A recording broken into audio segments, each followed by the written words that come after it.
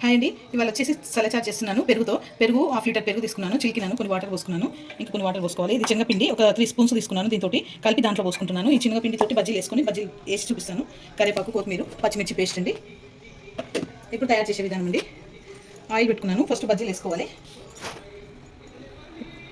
సగం చెంచా పసుపు ఉప్పు వేసుకుంటున్నాను. పావు చెంచా పసుపు వేసుకుంటున్నాను. కారం వచ్చేసి ఒక స్పూను, ధనియాల పొడి సగం స్పూను, అల్లం వెల్లిపాయ సగం స్పూను, సోడా వచ్చేసి సగం స్పూను. కలుపుకొని బజ్జీలు వేసుకోవాలండి.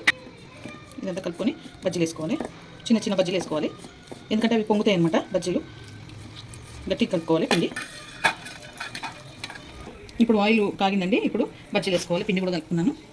చిన్న చిన్నగా బజ్జీలు వేసుకోవాలి. ఇవి ఇట్లా కలుపుకోవాలండి.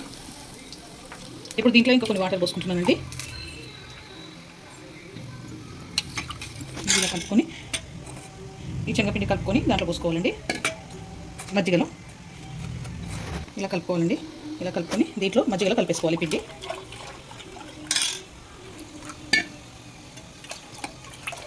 ఇప్పుడు ఈ బజ్జీలన్నీ వేయించుకున్నానండి. ఇలాగా పక్కకు పెట్టుకున్నాను. ఇప్పుడు తయారు చేసే ప్రాసెస్ అండి మజ్జిగది. ఇప్పుడు ఈ కాగిన నూనె ఒక 3 పావులు పోసుకుంటున్నాను.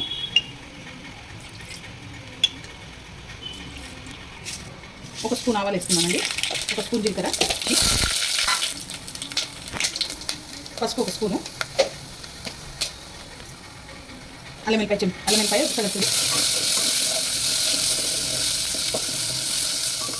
పచ్చిమిర్చి పేస్ట్ ఉంది కదండి, దీంట్లోనే మజ్జిగలో కలుపుకోవాలన్నమాట. ఈ పచ్చిమిర్చి పేస్ట్ మజ్జిగలో శనగపిండి కలుపుకున్నాను కదా, దీంట్లోనే పచ్చిమిర్చి పేస్ట్ కలుపుకొని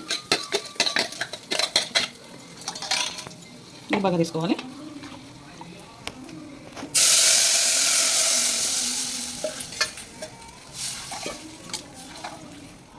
ఇప్పుడు దీంట్లో కొత్తిమీర, కరివేపాకు వేసేసుకోవాలి. ఇది బాగా మసలాలండి. మసలాక బజ్జీలు వేసుకోవాలి. కొత్తిమీర, కరివేపాకు వేసుకుంటున్నాను. రుచులు వేసుకుంటున్నానండి. దాంట్లో వేసాను కదా, ఒక చెంచా వేసుకున్నా సరిపోతుంది. బజ్జీలలో వేసాను కాబట్టి కొంచెం సాల్ట్ కలుపుకొని తింటాం మేము. ఇది బాగా మసలాలండి. ఇప్పుడు ఇది కొంచెం మసలిందండి. బజ్జీలన్నీ వేసేస్తున్నాను. దీంట్లో వేసినాక ఒక 10 నిమిషాల దాకా మసలనివ్వాలి. ఇంకా మసలినాక బంద్ చేసుకోవాలి. ఈ కన్సిస్టెన్సీలో ఉండాలి. బాగుంటుంది రైస్కి కానీ చపాతీకి అయ్యేసరికి, నైట్ అయ్యేసరికి గట్టిగా అయిపోతుంది. చపాతీ కూడా బాగుంటుంది తింటే. మూత పెట్టుకుని ఒక 15 మినిట్స్ దాకా మసలనివ్వాలి. బజ్జీలు ఆ షేర్వన్ వీల్చుకుంటాయి, కొంచెం ఉబ్బుతాయి అనమాట. ఓకే అండి, ఇది అయిపోయింది ఈ రెసిపీ. ఈ వీడియో కనుక నచ్చితే లైక్ చేయండి, షేర్ చేయండి, కామెంట్ చేయండి, సబ్స్క్రైబ్ చేయండి. చాలా బాగుంటుంది. మీరు కూడా ట్రై చేయండి.